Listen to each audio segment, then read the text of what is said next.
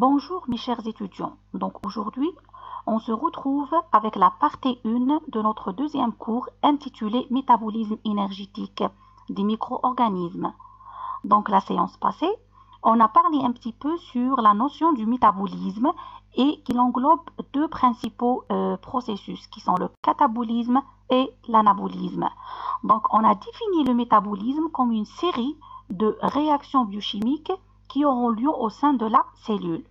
Donc aujourd'hui, on va parler d'une notion assez importante qui est le métabolisme énergétique. Donc, comme son nom l'indique, cette notion-là, elle est divisée en deux mots, métabolisme et énergétique. Donc, le métabolisme énergétique regroupe l'ensemble des réactions qui auront lien au sein de la cellule et qui s'accompagnent d'une production d'énergie chimique utilisable par la cellule. C'est-à-dire que le métabolisme énergétique possède comme un rôle primordial la production de l'énergie. D'accord? Donc, généralement, lors du métabolisme énergétique, les réactions sont toutes des réactions d'oxydoréduction, au cours desquelles une source d'énergie est oxydée. Le plus souvent, cette source d'énergie est une substance nutritive prélevée dans le milieu de culture.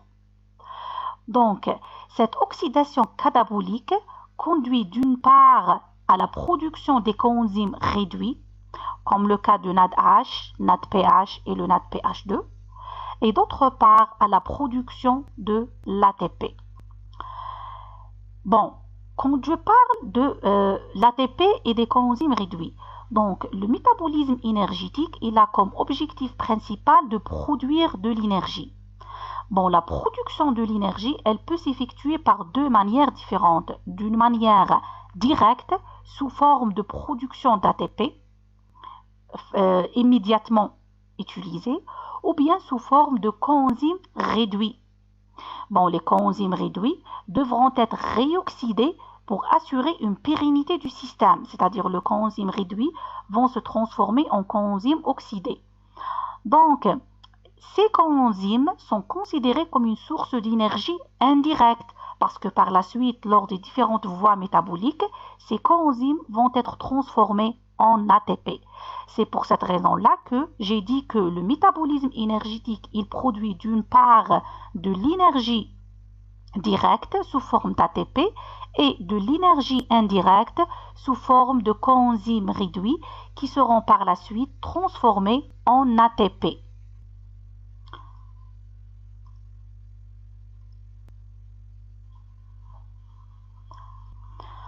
Donc, chez les cellules bactériennes et chez les archéés, l'ATP est formé sur la membrane cellulaire, tandis que chez les eucaryotes, les réactions se produisent principalement dans les mitochondries. Comme on sait tous que chez les bactéries et les archéés, on n'a pas d'organites, donc la localisation ou bien le lieu de production de l'ATP est la membrane cellulaire, tandis que chez les eucaryotes, le siège, c'est les mitochondries. Donc, l'ATP est considéré comme une source d'énergie importante et immédiate pour toutes les cellules microbiennes et même chez les autres êtres vivants. Donc, vous voyez ici une structure de l'ATP. ATP, c'est adénosine triphosphate. Adénosine triphosphate. Donc, quand vous voyez ici, l'ATP est un nucléotide. L'ATP est un nucléotide. C'est une molécule organique composée de quoi? Donc, vous voyez ici, elle est composée ce qu'on appelle un pentose. Un pentose, c'est un ose à 5 carbones, d'accord, qu'on appelle ribose. Donc, le ribose, c'est le pentose. Et elle est composée d'une base nucléique, une base azotée qui est l'adénine, d'accord? Pardon. Donc, la combinaison du ribose avec de l'adénine, vous voyez ici le rectangle vert, ça donne naissance à un nucléoside. Donc, ça donne naissance à un nucléoside. Dans notre cas, c'est l'adénosine. C'est l'adénosine. Donc, un nucléoside, c'est le regroupement d'un pentose plus une base nucléique, une base azotée. Dans le cas de l'ATP, c'est le ribose et de l'adénine. Et ça donne naissance à l'adénosine, le nucléoside adénosine. Triphosphate, parce qu'on a 3 groupes de phosphate. D'accord? Donc ça, c'est la structure générale de l'ATP. C'est pas la peine d'apprendre les structures par cœur. D'accord? C'est pas nécessaire du tout. Parce que vous aurez toutes les structures sur Internet, sur les livres, les polycopiés. Par conséquent, c'est pas nécessaire du tout d'apprendre les structures par cœur. Le plus important, c'est de comprendre la structure générale ou bien le fonctionnement de la molécule. D'accord? Il faut comprendre que la combinaison d'une base nucléique avec un pentose, ça donne naissance à un nucléoside, que l'ATP c'est un nucléotide. Ça, c'est important. Mais en ce qui concerne la structure détaillée, c'est pas du tout important. C'est clair? Donc, le plus souvent, on dit que les molécules d'ATP sont relativement instables. Donc, l'ATP, c'est une molécule instable. À votre avis, pour quelle raison? Parce qu'on remarque que les 3 groupes phosphates ont tous des charges négatives sur un atome d'oxygène. Voici le premier groupe, le deuxième, le troisième. Sur les 3 groupes de phosphate, on a des atomes d'oxygène chargés négativement. Donc, la charge identique se repousse de sorte que les groupes phosphates de l'ATP, étant étroitement serrés les unes aux autres, sont très instables. C'est-à-dire que, en d'autres termes, cette instabilité est due à la présence de charges négatives qui ont tendance à se repousser. On sait tous qu'une charge négative positive, on aura un rapprochement. Mais si les charges sont identiques, négatif, négatif, positif, positif, donc les charges se tendent à se repousser l'une de l'autre. Donc, et c'est ça l'origine de cette instabilité. Donc, l'instabilité, elle est due à la présence de ces charges négatives qui ont tendance à se repousser. Donc, vous voyez ici des liaisons encadrées en jaune. Ça, c'est des liaisons à haute énergie. On les appelle aussi liaisons riches en énergie. D'accord? Ces liaisons, c'est des liaisons qui maintiennent le dernier groupe, le dernier et l'avant-dernier groupe de phosphate, et ces liaisons-là qui maintiennent la molécule d'ATP un petit peu en état de plus ou moins de stabilité. D'accord? Mais une fois l'ATP est scindé, c'est-à-dire cette liaison entre le deuxième groupe et le troisième groupe, elle est scindée, c'est-à-dire elle est brisée ou bien coupée pour former ce qu'on appelle de l'ADP plus PI. PI, c'est le phosphate inorganique. PI, P, c'est phosphate, I, inorganique. D'accord? Donc, si cette liaison-là, elle est rompue, donc on obtient de l'ADP, cette molécule-là, plus PI. D'accord? Et à ce stade-là, la molécule, elle est plus stable. Si on va rompre cette liaison ici, la molécule, elle devient plus stable. Donc, l'instabilité de la molécule d'ATP, elle est due à ces charges négatives qui tendent à se repousser l'une de l'autre. Donc, c'est pour cette raison-là qu'on a dit que l'ATP est une molécule instable. Et quand on compare l'ATP avec l'ADP, donc l'ADP, c'est une molécule plus stable que l'ATP. Pour quelle raison? Parce qu'on a déjà perdu un groupement phosphate qui comprend un atome chargé négativement. Donc, quand on parle de l'ADP, on a uniquement 2 atomes chargés négativement, tandis que chez l'ATP, on a 3. Et par conséquent, l'instabilité chez l'ATP, elle est beaucoup plus importante que chez l'ADP. Donc, vous voyez ici un autre schéma illustratif. Donc, vous voyez ici la molécule d'ATP.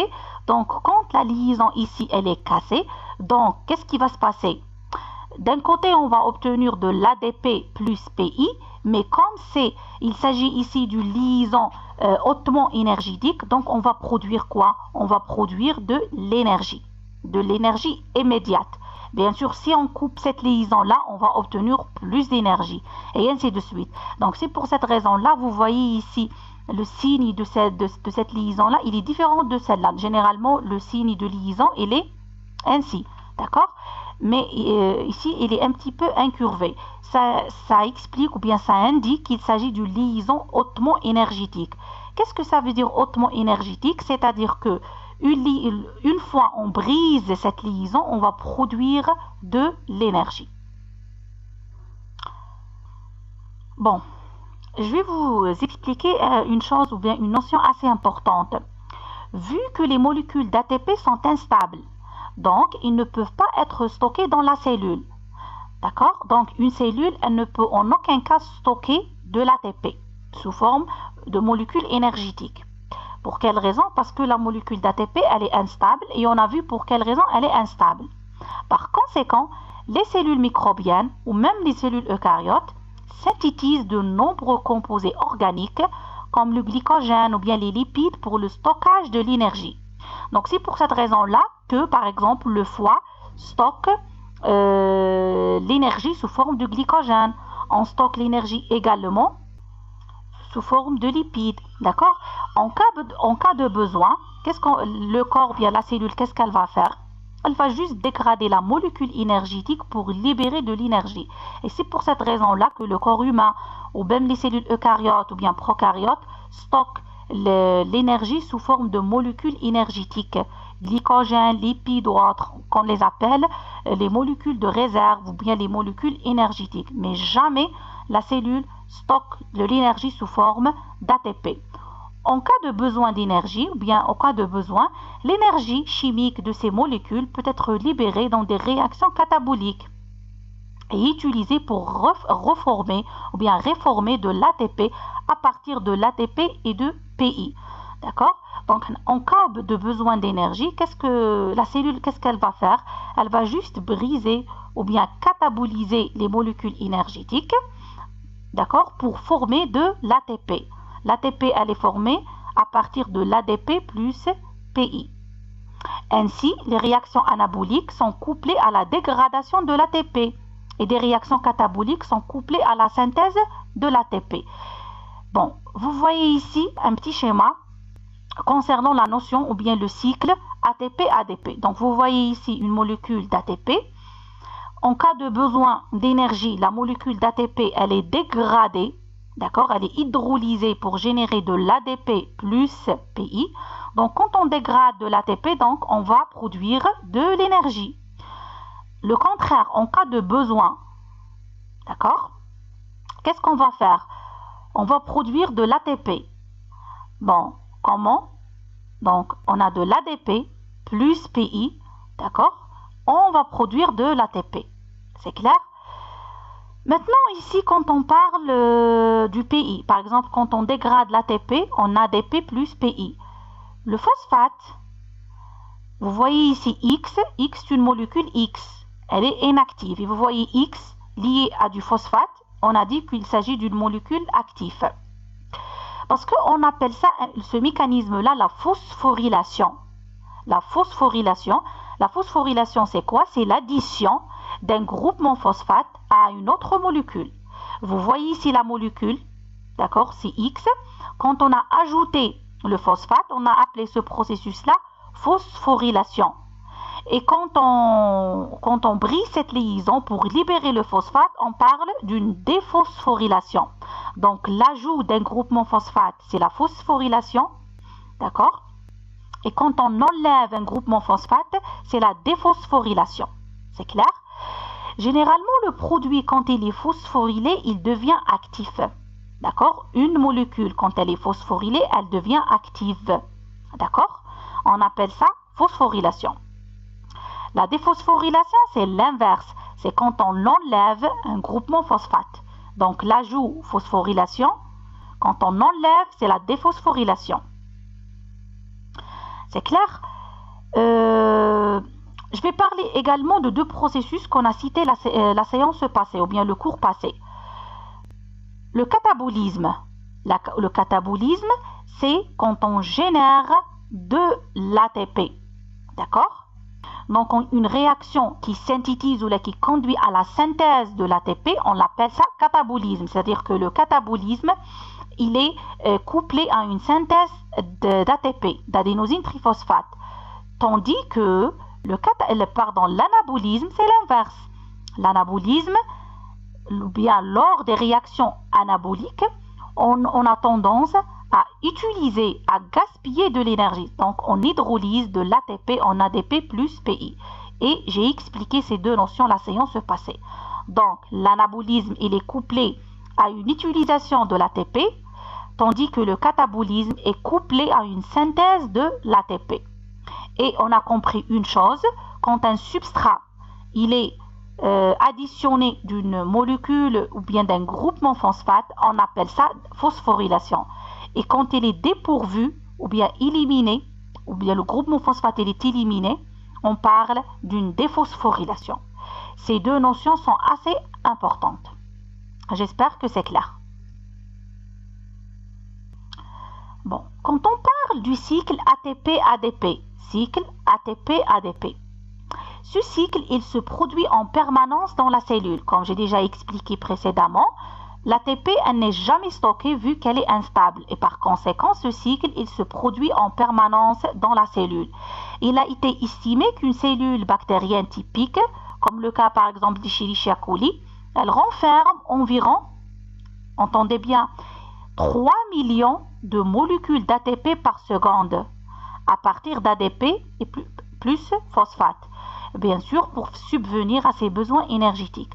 Donc, une cellule comme Escherichia coli, elle produit le cycle ATP-ADP 3 millions de fois par seconde.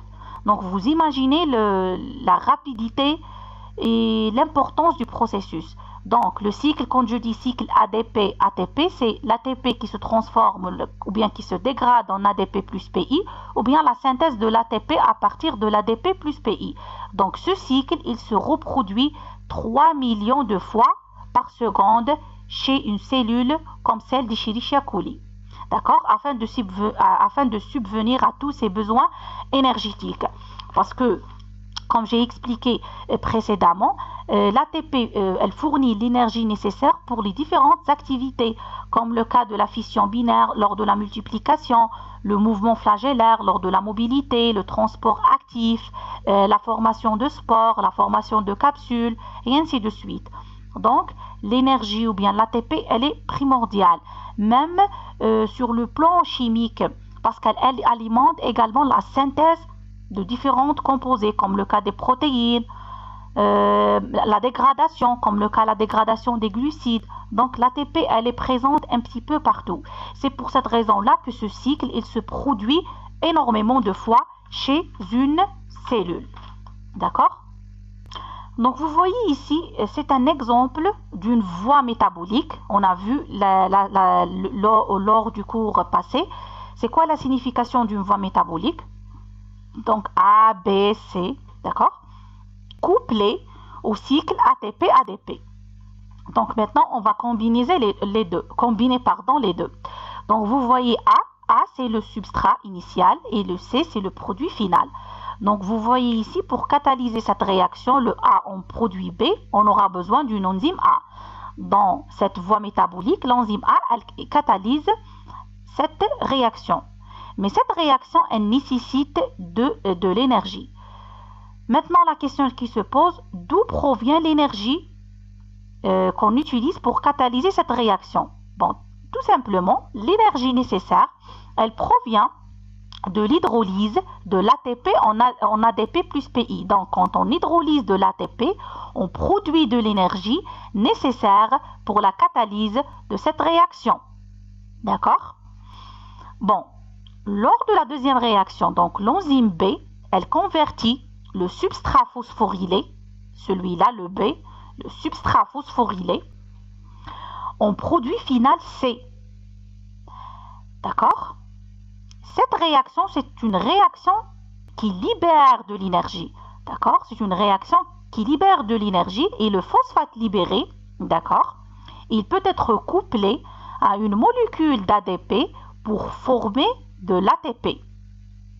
J'espère que c'est clair. Donc la première réaction, c'est une réaction qui nécessite de l'énergie. D'où provient cette énergie? Elle provient de la dégradation ou bien de l'hydrolyse de l'ATP en ADP plus PI. Le groupement phosphate, il va... Donc là, on parlera d'un produit phosphorylé. C'est une phosphorylation ici. D'accord? Parce que le produit ici, le produit B, il a additionner un groupement phosphate. Donc, lors de la deuxième réaction, l'enzyme B va catalyser le B en produit C, mais cette réaction, c'est une réaction qui libère de l'énergie, d'accord? On a libéré le groupement phosphate, et ce groupement phosphate va se lier à une molécule d'ATP pour produire à nouveau de l'ATP. C'est pour cette raison-là qu'on a parlé d'une voie métabolique couplée au cycle ATP-ADP, parce que cette voie métabolique, elle ne peut pas avoir lieu sans le cycle ATP-ADP. C'est clair?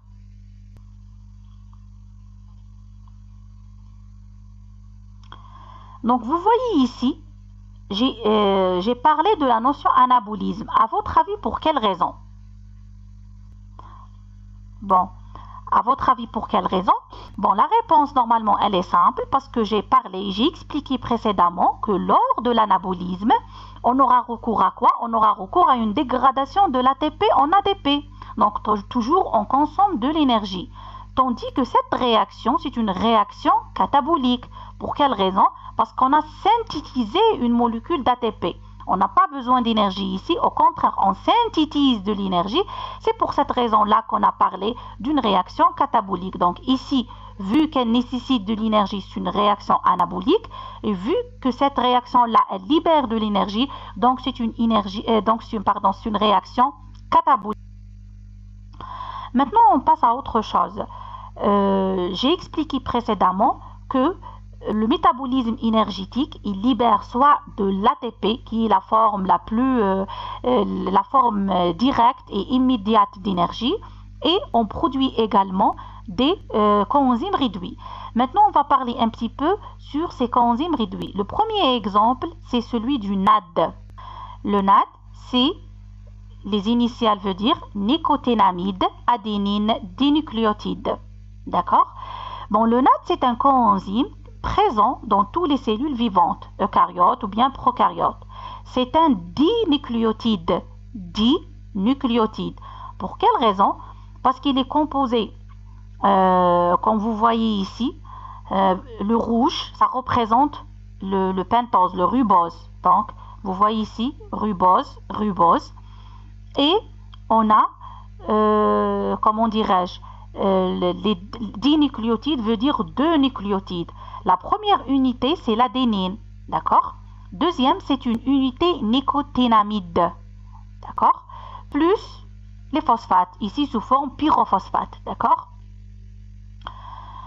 Ça, c'est juste un schéma. Vous voyez ici la structure. Donc, vous voyez ici en rouge, c'est les riboses, d'accord?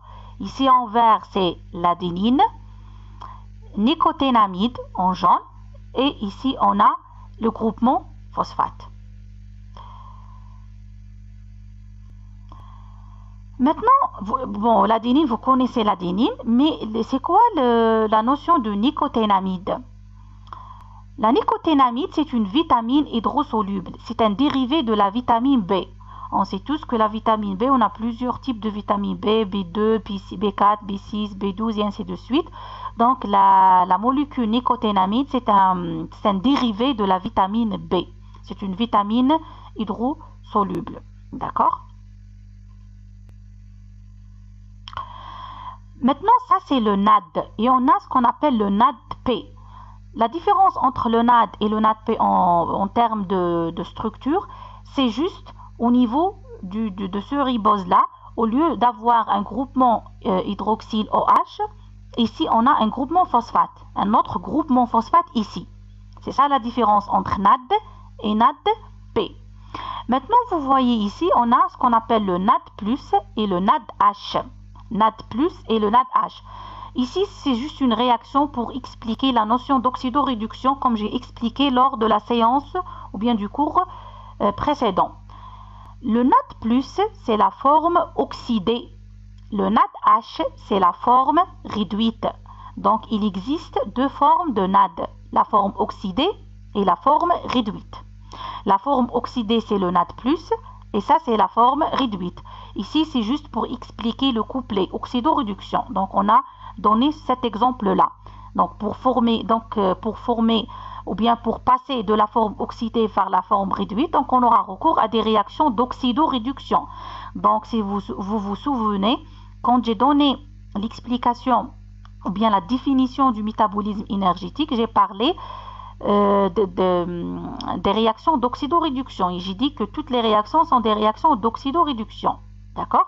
C'est pour cette raison-là que c'est assez important de mettre la différence entre la forme oxydée et la forme réduite. Donc, le NAD+, c'est une forme oxydée. Le NADH, c'est la forme réduite. Et pour passer de la forme réduite vers la forme oxydée, donc vous voyez ici, c'est une réaction réversible. Réversible, c'est-à-dire on peut passer de ce côté-là et on peut revenir. Oxydation, réduction. D'accord? Ça, en ce qui concerne le NAD. Maintenant, on passe au FAD. Donc, vous voyez ici, le FAD. C'est quoi le FAD? C'est la flavine adénine dénucléotide. Flavine adénine dénucléotide. Donc, elle est composée d'adénine, de ribose, de ribitol et de flavine. D'accord?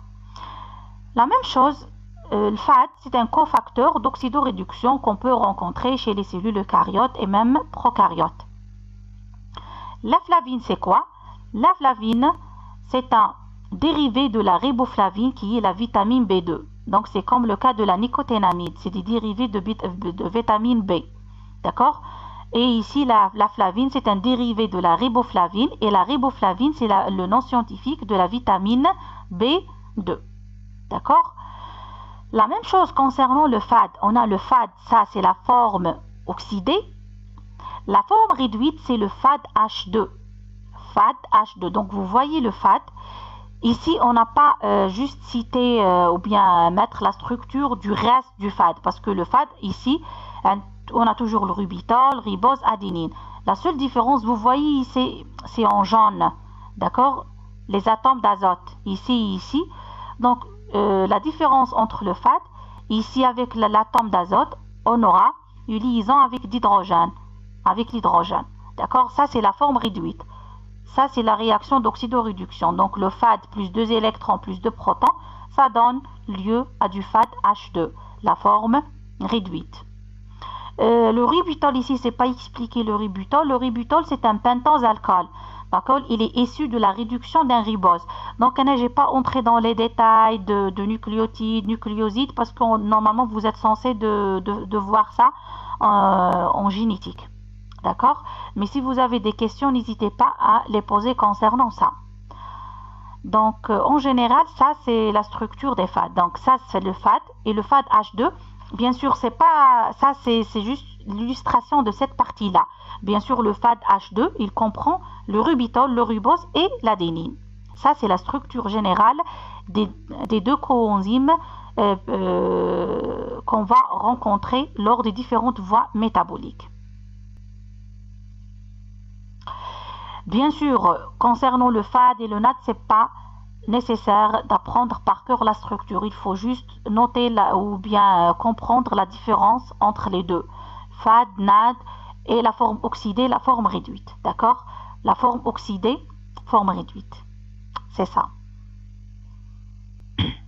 La seule différence réside ici, au niveau des deux atomes d'azote. D'accord? On a ajouté les deux H+, pour passer de la forme oxydée à la forme réduite. Donc, vous voyez ici un tableau qui regroupe un exemple, une panoplie d'exemples de molécules énergétiques. Donc, vous voyez ici l'ATP, GTP, UTP, ITP et tout. D'accord? Et vous voyez ici d'autres composés comme le cas de l'acétyl-CoA-enzyme A, l'arginine phosphate, le phosphoénol pyruvate, l'acide 1,3-diphosphoglycérique. D'accord? Toutes ces molécules sont considérées comme des molécules énergétiques. D'accord?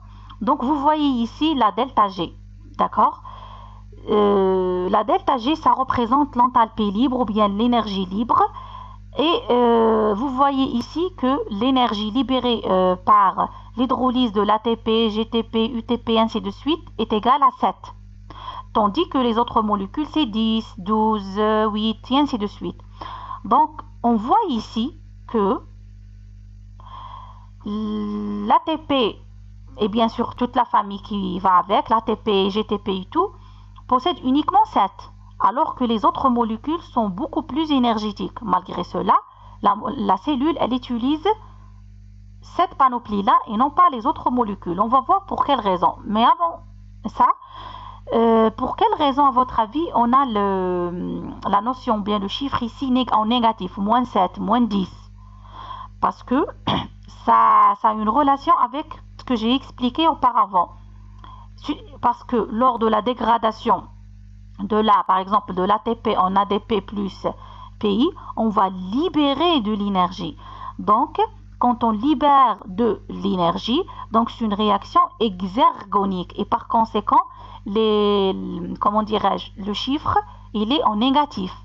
Tandis que lors d'une réaction endergonique, une réaction anabolique, on va voir, on a par exemple plus 7, plus 10, et ainsi de suite. D'accord? Donc le négatif ici, ça représente que la réaction, c'est une réaction exergonique. D'accord? Et ça représente ce qu'on appelle l'exothermie. Donc on va libérer de l'énergie. Maintenant, revenons aux chiffres.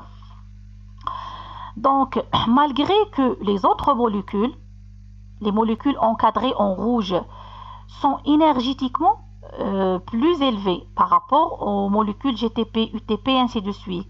Mais ils ne sont pas utilisés par la cellule. D'accord?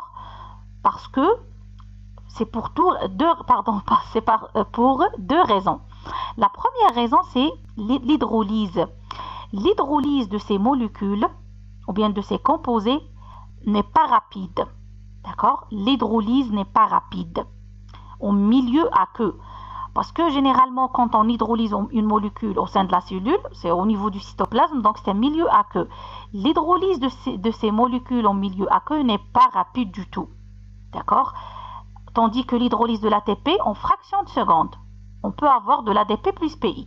Et on libère de l'énergie, parce que l'énergie, elle est instantanée. On a besoin de l'énergie instantanément. D'accord? C'est rapidement. On ne peut pas attendre. Alors que la libération, bien la dégradation de ces molécules, c'est une dégradation lente.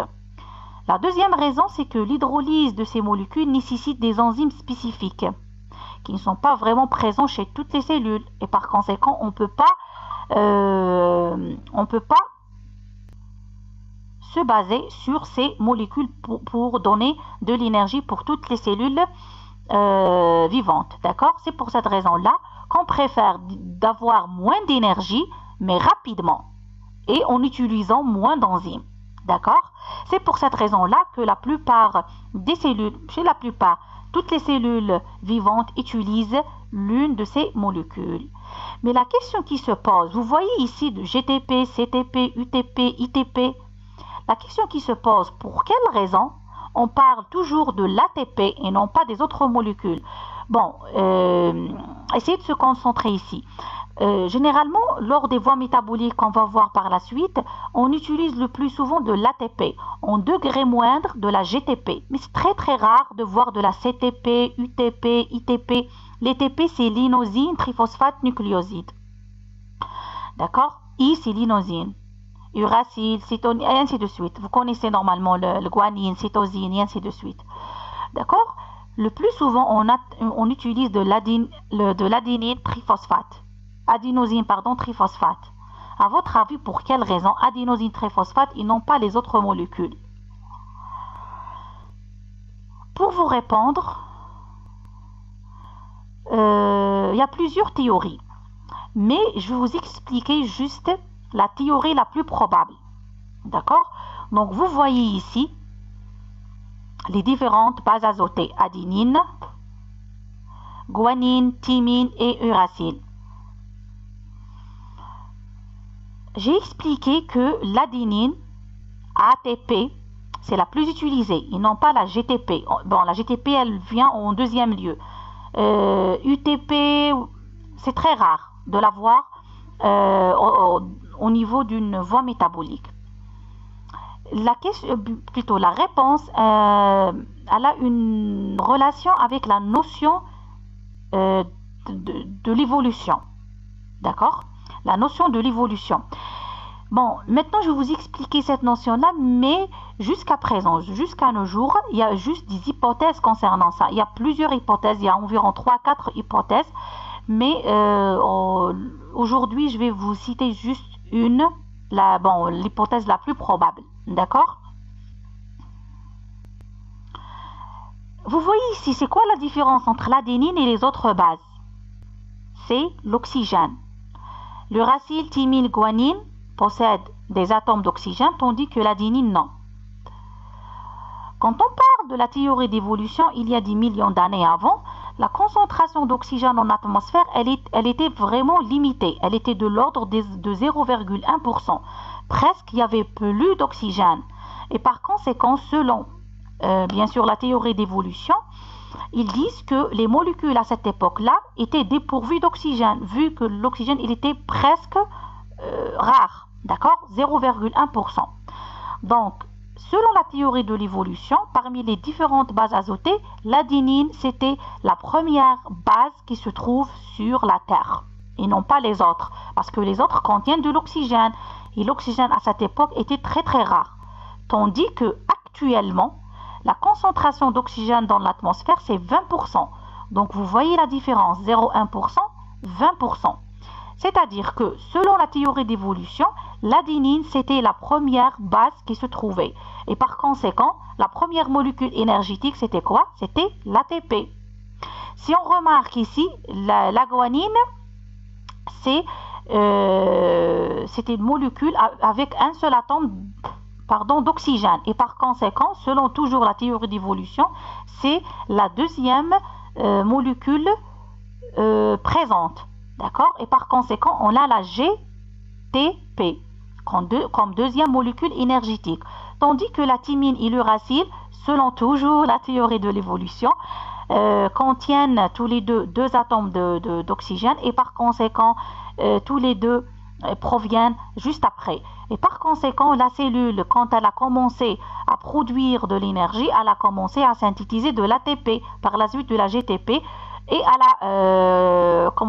a continué à synthétiser ces deux molécules énergétiques et non pas les autres. Bon, j'étais un petit peu, non confiante par rapport à ça parce qu'il s'agit toujours d'une théorie. C'est pas prouvé. Jusqu'à présent, on ne sait pas pour quelle raison la cellule, elle préfère d'utiliser de l'ATP et non pas les autres molécules. Parce que lors des différentes voies métaboliques qu'on va voir au fur et à mesure de ce module, on utilise toujours de l'ATP. Dans des réactions très très rares qu'on va utiliser de la GTP, mais jamais les autres molécules énergétiques. Ça, c'est une théorie. Pour les gens qui sont intéressés, vous pouvez chercher plus parce qu'il y a une théorie qui s'appelle by chance theory, qui est une théorie de la chance.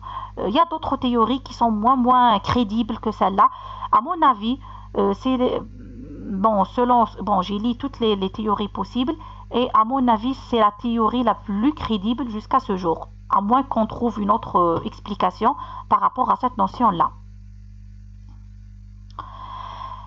Maintenant, on passe à autre chose. On passe aux différents types de phosphorylation. Donc, j'ai expliqué il y a quelques minutes la notion de phosphorylation. C'est quoi la phosphorylation? Et j'ai dit que la phosphorylation, c'est l'ajout d'un groupement phosphate pour avoir une molécule active. Mais il existe trois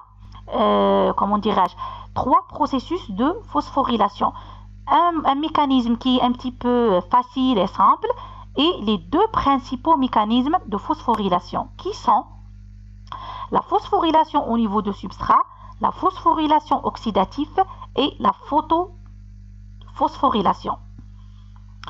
Maintenant, c'est quoi le but de la phosphorylation? C'est tout simplement de générer de l'ATP.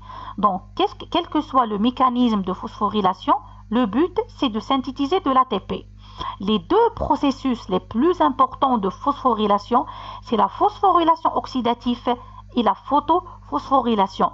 La phosphorylation au niveau de substrat, c'est un type de phosphorylation qu'on peut rencontrer comme un sous-type lors de la phosphorylation oxydative ou bien lors de la photophosphorylation. C'est clair? Donc, on va commencer par chaque processus et j'explique au fur et à mesure. Bon, la phosphorylation au niveau du substrat. Bon, l'ATP est habituellement généré quand le phosphate est transféré directement à partir d'un composant phosphorylé, à partir d'un substrat à l'ADP. C'est-à-dire que vous voyez ici de l'ADP plus PI et on a généré.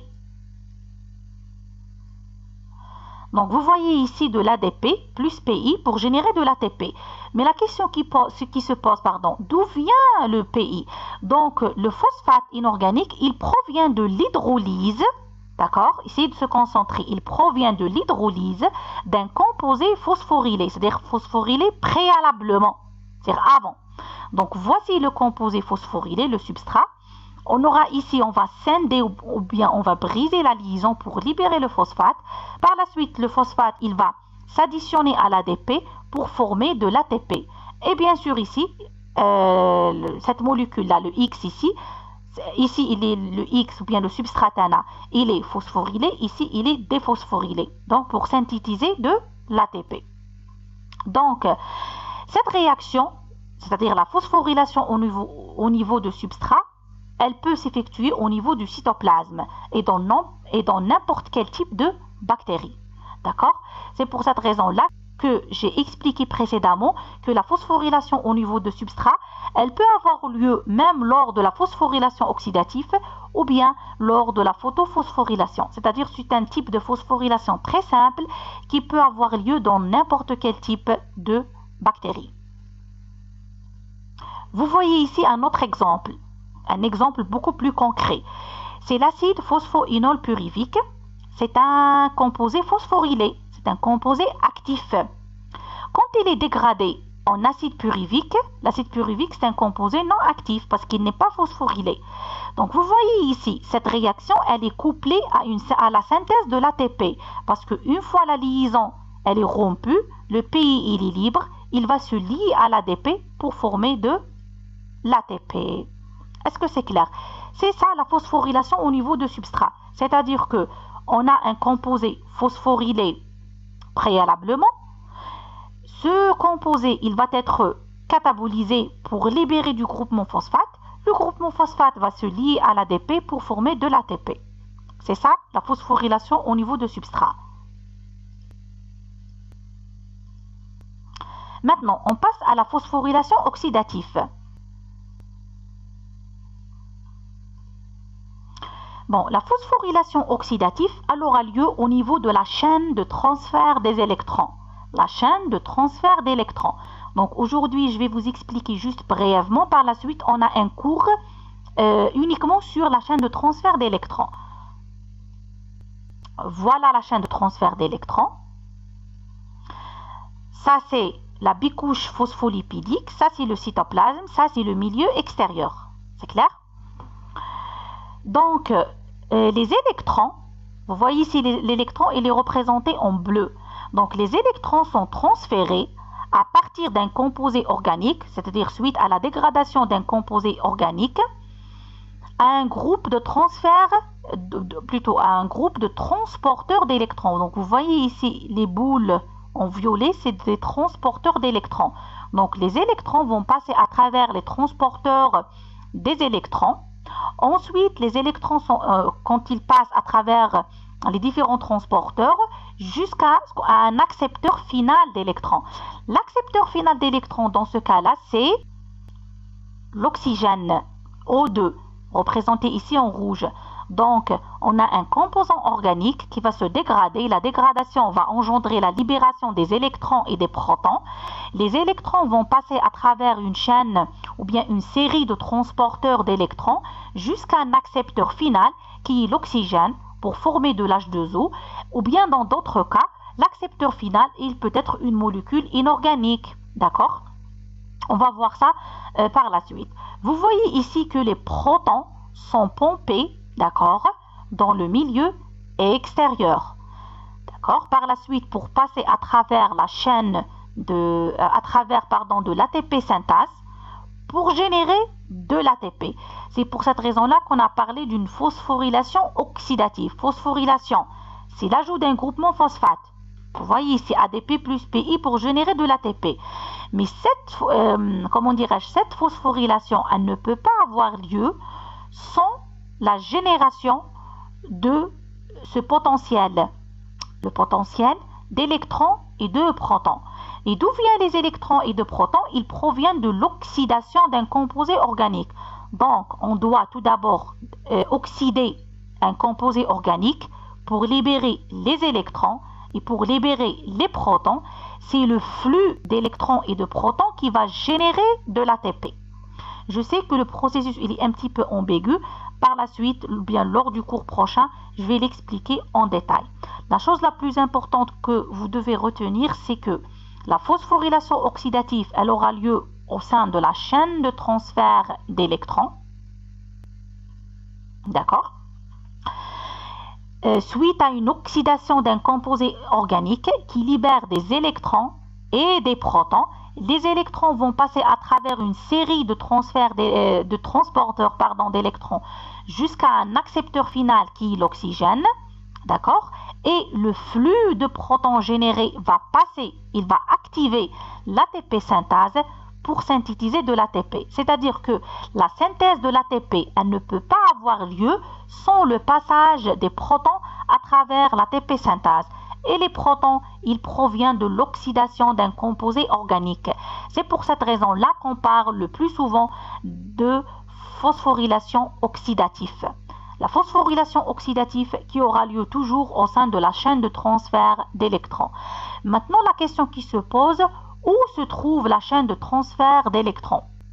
Donc, ce processus, c'est-à-dire la phosphorylation oxydative ou bien la chaîne de transfert des électrons, se produit au niveau de la membrane plasmique des prokaryotes, la membrane plasmique, c'est-à-dire la bicouche phospholipidique ici, d'accord, de la membrane plasmidique des prokaryotes, bien sûr, au sein d'une cellule prokaryote, c'est au niveau de la membrane plasmique.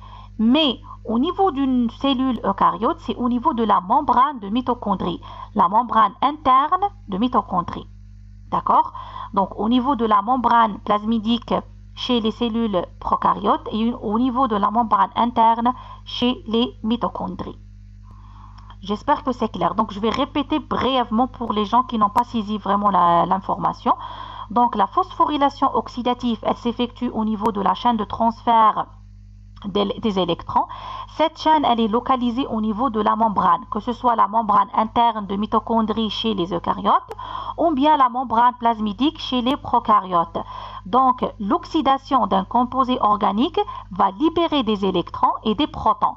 Les électrons vont passer à travers une série de transporteurs d'électrons vers un accepteur final qui est l'oxygène pour générer de l'H2O et le flux de protons va passer à travers l'ATP synthase pour produire de l'ATP à partir de l'ADP plus PI. Et de cette manière, on a expliqué pour quelle raison phosphorylation. Vous voyez ici la phosphorylation. Et pour quelle raison oxydative? Parce que les électrons et les protons qui sont responsables de la synthèse de l'ATP proviennent de l'oxydation d'un composé organique. Et bien sûr, je vais expliquer le fonctionnement en détail de la chaîne de transfert des électrons dans un cours à part en présentiel. Le troisième type de phosphorylation, c'est la photophosphorylation. Comme son nom l'indique, la photophosphorylation, elle se produit que chez les cellules photosynthétiques, c'est-à-dire les cellules qui peuvent effectuer la photosynthèse. Dans notre cas, chez les bactéries photosynthétiques. Donc, c'est uniquement les bactéries photosynthétiques qui peuvent effectuer la photophosphorylation. Parce que la photophosphorylation, c'est un type de phosphorylation qui aura lieu lors de la photosynthèse. D'accord? Donc, la photophosphorylation, elle convertit l'énergie lumineuse en énergie chimique. Et c'est ça le principe de la photosynthèse. D'accord? Donc, on va convertir de l'énergie lumineuse en énergie chimique. Donc, on va synthétiser de l'ATP et des coenzymes réduits à partir de la lumière. D'accord? Ça, c'est d'un côté. D'un autre côté,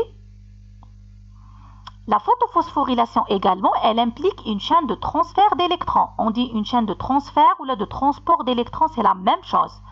D'accord? La même chose, la photophosphorylation, on va voir le mécanisme en détail le dimanche. D'accord? Je vais vous expliquer la photophosphorylation. Donc, le principe du mécanisme, il est simple. La photophosphorylation, elle s'effectue uniquement chez les bactéries photosynthétiques, c'est-à-dire les bactéries capables d'effectuer la photosynthèse. Le principe général de la photophosphorylation, c'est de convertir l'énergie lumineuse en énergie chimique, c'est-à-dire produire de l'ATP et des coenzymes réduits à partir de la photosynthèse. Et bien sûr, la photophosphorylation, elle implique toujours une chaîne de transfert d'électrons. Et on va voir le détail de ce processus le dimanche. Donc, ici, on a parlé de l'énergie, métabolisme énergétique. Et on a expliqué que l'énergie, elle est soit directe sous forme d'ATP ou bien indirecte sous forme de coenzymes réduits qui peuvent se transformer par la suite en énergie directe sous forme d'ATP. Maintenant, pour récapituler, d'où provient la source d'énergie? La source d'énergie, elle provient de deux processus, soit de la lumière, c'est-à-dire la photosynthèse, dans le cas où l'organisme il est phototrophe, c'est-à-dire photosynthétique, ou bien elle provient de l'oxydation si l'organisme il est chimiotrophe, c'est-à-dire suite à une phosphorylation oxydative, ou bien suite à une photophosphorylation. J'espère que c'est clair. Donc, l'énergie sous forme d'ATP, elle provient soit d'une source lumineuse ou bien suite à une oxydation. Une source lumineuse, c'est-à-dire lumière, c'est la photophosphorylation dans le cas où l'organisme il est phototrophe ou bien photosynthétique, ou bien suite à une oxydation, c'est-à-dire suite à une phosphorylation oxydative dans le cas où l'organisme il est chimiotrophe. Donc, la formation de l'ATP, qui est la source d'énergie primaire, est un mécanisme un petit peu bien sûr complexe, mais il dépend essentiellement du type trophique de micro-organisme, d'accord, ou bien de l'organisme, si on parle des cellules eucaryotes. Donc, dans notre cas ici, comme s'il s'agit d'un module de biochimie microbienne, donc on parlera principalement de micro-organismes. Donc, la synthèse, ou bien l'origine de la synthèse de l'ATP, elle dépend essentiellement du type trophique. C'est le type trophique qui décide de la méthode de synthèse de l'ATP. Et par conséquent, il décide par rapport au type de phosphorylation. Est-ce qu'on opte pour une photophosphorylation si l'organisme il est photosynthétique, ou bien une phosphorylation oxydative dans le cas où l'organisme il est chimiotrophe. Donc, tout dépend du type trophique. C'est pour cette raison-là, j'ai pas expliqué c'est quoi le type trophique. Bon, le type trophique, c'est le type nutritionnel de micro-organismes. D'accord? En manière très simple. Le type trophique, c'est le type de nutrition de micro-organismes. On va voir juste après c'est quoi les différents types trophiques qui existent chez les micro-organismes. Mais la notion la plus importante que vous devez retenir, c'est que le processus de synthèse d'ATP dépend essentiellement du type trophique. C'est lui qui décide par rapport au type de phosphorylation et par conséquent, on opte pour une photophosphorylation ou bien une phosphorylation oxydative. Phosphorylation oxydative, c'est le micro-organisme, il est chimiotrophe. Photophosphorylation, c'est il est phototrophe, c'est-à-dire photosynthétique. Donc maintenant, on va voir les différents types trophiques qui existent. Les voilà. Mais il faut noter que le type trophique, il dépend de plusieurs sources. La première source, c'est la source d'énergie, source de carbone et source d'électrons. On commence tout d'abord par la source d'énergie, c'est la source la plus importante. La source d'énergie, elle peut être lumineuse ou bien chimique. Et par conséquent, le micro-organisme, il peut être phototrophe ou chimiotrophe. Je suppose que vous avez fait ça l'année passée en microbiologie. D'accord? Donc on dit phototrophe si il est photosynthétique, chimiotrophe si il puise son énergie à partir de l'oxydation. C'est clair? Source de carbone, elle peut être inorganique ou bien organique. Si elle est inorganique, on dit que le micro-organisme il est autotrophe, organique, hétérotrophe. Et enfin, la source d'électrons, elle peut être inorganique et on appelle ça un micro-organisme lithotrophe, ou bien organique et on appelle le micro-organisme organotrophe. D'accord? Ça, c'est pour juste résumer les différentes sources qui existent, énergie, carbone, électron. Mais maintenant, la question qui se pose, maintenant, on a des combinaisons parce qu'on ne peut pas séparer la source d'énergie de la source de carbone, de la source d'électron. On a toujours des combinaisons. Et par conséquent, vous voyez ici les combinaisons. Donc, je vais vous expliquer comment on peut avoir ou bien on peut retenir toutes les combinaisons sans mettre des fautes. Maintenant, le micro-organisme, il peut être phototrophe ou bien chimiotrophe. Ça, c'est une base. C'est clair? Phototrophe ou bien chimiotrophe. Maintenant, les choses sont beaucoup plus complexes ici par rapport aux sources de carbone, sources d'électrons. Mais il faut retenir une chose. Dans le cas où la source de carbone, elle est inorganique, obligatoirement, la source d'électrons, elle est inorganique. Et si la source de carbone, elle est organique, la source d'électrons, elle doit être obligatoirement organique. Maintenant, c'est facile. On commence tout d'abord par les phototrophes. On a les photolitho-autotrophes. C'est-à-dire que les phototrophes, ils ont comme source d'énergie une source lumineuse, c'est des photosynthétiques. Litho-autotrophe, qu'est-ce que ça veut dire? Lithotrophe, la source d'électrons, elle est inorganique, litho. Autotrophe, toujours la source de carbone, inorganique. Inorganique. La deuxième catégorie, c'est les photo-organo-hétérotrophes. Photo, c'est toujours photosynthétique. Organo, c'est source d'électrons, elle est organique. Hétérotrophe, la source organique, toujours de carbone. Donc, la source ici de carbone et d'électrons, c'est des sources inorganiques. Et ici, c'est des sources organiques. Et on a ajouté photolitho-autotrophe, photo-organo-autotrophe. C'est très facile. Maintenant, on passe aux chimiotrophes. C'est le même principe. On a les chimiolithotrophes et les chimio-organotrophes. Vous voyez ici. Maintenant, j'ai parlé ici autotrophie, c'est le mécanisme, c'est le type trophie. Quand je dis qu'un organisme vivant est chimiolitho-autotrophe, ça, et le mécanisme, c'est la chimiolitho-autotrophie. D'accord? Autotrophe, c'est par rapport à l'organisme. L'autotrophie, c'est le mécanisme.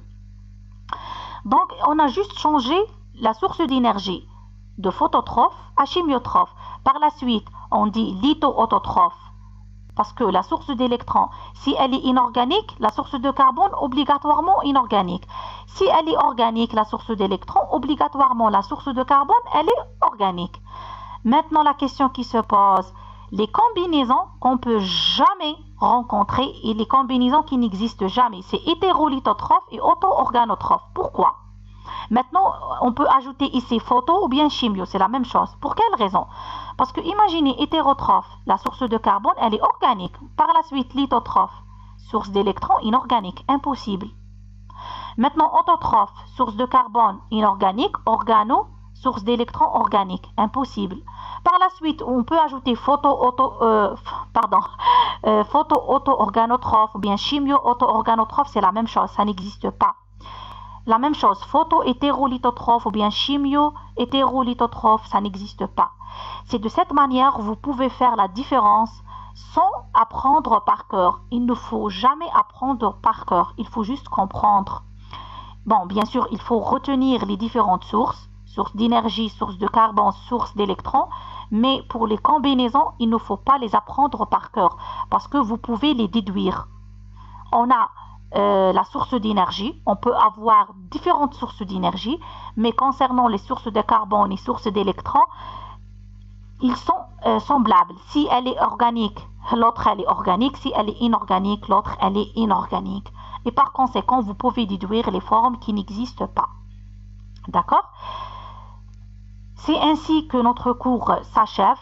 D'accord? On se rencontre le dimanche avec un nouveau cours. J'espère que vous allez réviser les 2 premiers cours parce que notre 3e cours, il est basé sur les 2 premiers cours. Le prochain cours, c'est la photophosphorylation. Donc, on va parler de la photosynthèse en détail.